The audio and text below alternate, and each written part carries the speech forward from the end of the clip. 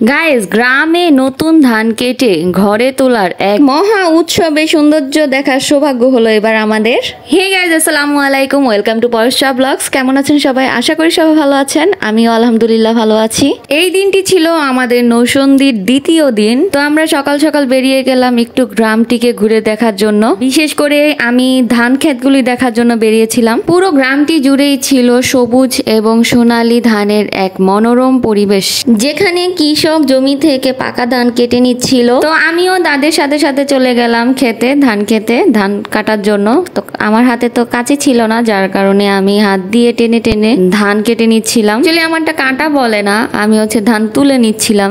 ধান গাছের যে লতগুলি থাকে ওইগুলি আসলে কেচির থেকে অনেক ধার, আমার হাত কেটে গিয়েছিল ওইটা টানার সময়। এইভাবে একে একে আমি অনেকগুলো ধানের ছড়া তুলে নিলাম। দেন ছড়াগুলো আমি হাতে নিয়ে সবাইকে দেখাচ্ছিলাম আমিও ধান কেটেছি। ধান কাটার পর সেই ধানগুলো কৃষকরা তাদের কাঁধে করে বোঝাইগুলো যার যার বাড়িতে নিয়ে যাচ্ছিল। কৃষকরা যেমন ধান কেটে সেই ধান কাঁধে করে নিয়ে যাচ্ছিল, তো একইভাবে আমিও তো ধান কেটেছি, সেই ধান আমিও নিয়ে তাদের পিছনে পিছনে হেঁটে গেলাম। আমার শক্তি একটু বেশি, যার কারণে আমি আমার ধানগুলো কাঁধে না নিয়ে হাতেই নিয়ে নিয়েছিলাম। এবার তারা একে একে ধানের বোঝাগুলো সব বাড়িতে নিয়ে আসলো। এত কষ্ট করার পরও প্রতিটি কৃষকের মুখে এক চমৎকার হাসি ছিল তাদের ফসলগুলো দেখে। গ্রাম বাংলার এই অপরূপ প্রাকৃতিক দৃশ্য আমি এর আগে কখনোই দেখিনি। এর আগে এই দৃশ্যগুলো আমি টিভিতে বা মোবাইলে দেখেছি, এবার আমি সরাসরি দেখলাম।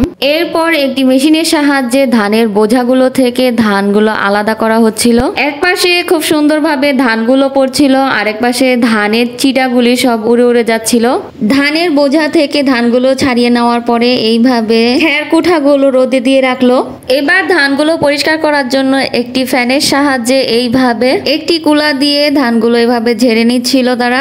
এত সুন্দর কাজ দেখে আমি কিভাবে বসে থাকি, তো আমিও চলে গেলাম। প্রথমে আমি কুলাটা নিলাম, তারপরে ধান দিয়ে এখানে চালা শুরু করলাম। এই অনুভূতি।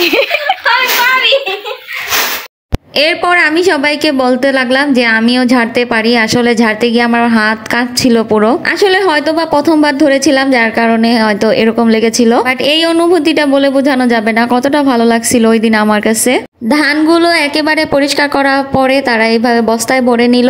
আমার কাছে এইসব দৃশ্যগুলো প্রতিটি এক একটি ছবির মতো মনে হচ্ছিল আমি ছবি দেখছি। এরপর ধানগুলো ঘরে নিয়ে গেল। বসে বসে আমি জান্নাত আপুকে জিজ্ঞাসা করলাম এর পরের প্রসেসিং গুলি কি। এটার পুরো প্রসেসিংটা কি আপু? সিদ্ধ করবো। এখন কাজ হচ্ছে সিদ্ধ করবো। হ্যাঁ, সিদ্ধর পর রোদ্র দেওয়া হইব, তারপর শুকানোর পরে মেশিনে দিলে ঠিক আছে।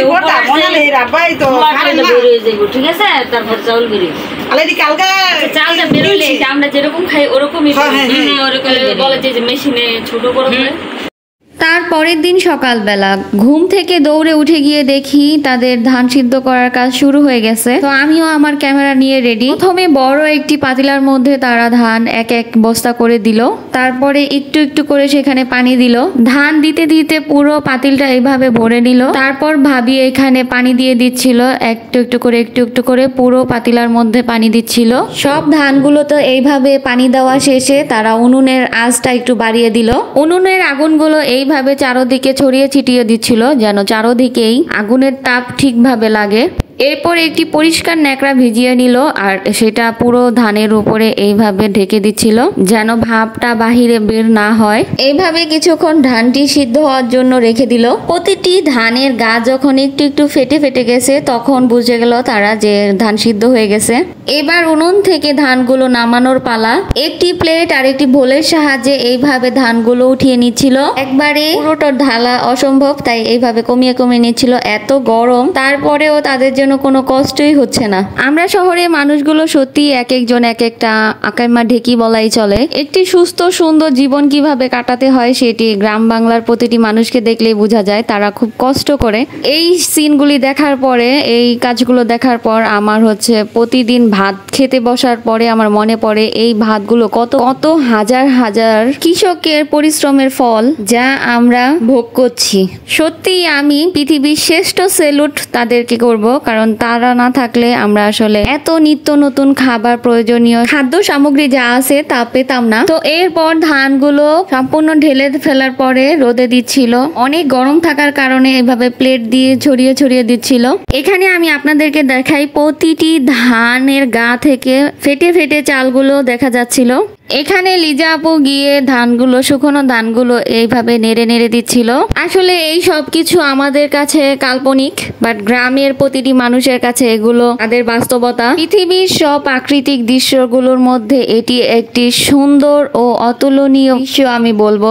ধানগুলো শুকিয়ে যাবার পরে ধানগুলো মেশিনে দিয়ে এখান থেকে চাল বের হবে। আমরা যেহেতু বেশি দিন এখানে থাকবো না, তো এই পর্যায়ে আমরা আর দেখতে পারিনি, এই পর্যন্তই দেখেছিলাম। আমাদের গ্রামের বাড়ি যেহেতু বিক্রমপুরে, তো আলু নিয়ে আমাদের ধারণা থাকলেও ধান নিয়ে কোনো ধারণাই আমাদের ছিল না। এত সুন্দর একটি দৃশ্য দেখার পরে সত্যি আমি মুগ্ধ। আমরা বাসায় যাওয়ার পথে এখানে একটি বুড়ি দাদিমাকে দেখতে পেলাম, যার সাথে কথা বলতে আমার খুব ইচ্ছে করছিল, তো আমি চলে গেলাম কথা বলার জন্য। আগুন জ্বলতেছে, রান্না বসান। আর রান্নবেন না? কি রান্না কি করেন? কি রান্না করতেছেন দেখি?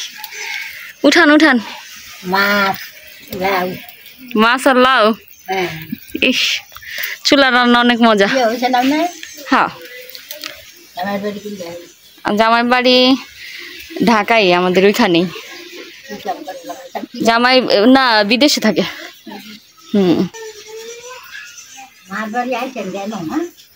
না, আমরা ঢাকা থাকি, এই যে হ্যাঁ বাসায় আসছি বেড়াইতে। মার বাড়ি হ্যাঁ, বিয়ে হয়েছে বিক্রমপুর। বিক্রমপুর বিয়ে হয়েছে। চিনেন বিক্রমপুর? ও হ্যাঁ, আমার শ্বশুর বাড়ি এসে বিক্রমপুর, মানে মুন্সিগঞ্জ, ঢাকার ওদিকেই। হ্যাঁ, মুন্সিগঞ্জে।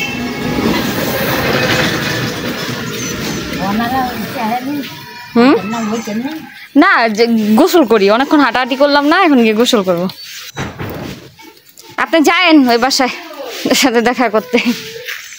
তো বুড়ো দাদিমার সাথে কথা বলতে খুবই ভালো লাগলো। সে আমার শ্বশুর বাড়ি, আমার বাবার বাড়ি সবার সম্পর্কে জিজ্ঞাসা করলো। এরপর আমি হেঁটে হেঁটে এক বাড়ির উপর দিয়ে আরেক বাড়ির উপর দিয়ে আমি বাসায় চলে যাচ্ছিলাম। অলরেডি সবাই বাসায় চলে গেছে। আজকের ভিডিওটি এই পর্যন্তই ছিল। ভিডিওটি ভালো লাগলে লাইক, কমেন্ট অ্যান্ড শেয়ার করে পাশে থাকবেন। আর যারা এখনো আমার ফেসবুক পেজটি ফলো দেননি, প্লিজ ফলো করে দিবেন। আর ইউটিউবে গিয়ে একটা সাবস্ক্রাইব করে দিবেন। পাশে থাকা বেল আইকনটি ক্লিক করে দিবেন, যেন আমার ভিডিও আপডেটগুলি সব আপনাদের কাছে নোটিফিকেশন চলে যায়। দেখা হবে নতুন নেক্সট ভিডিওতে। সেই পর্যন্ত সবাই ভালো থাকবেন, সুস্থ থাকবেন। আল্লাহ হাফেজ।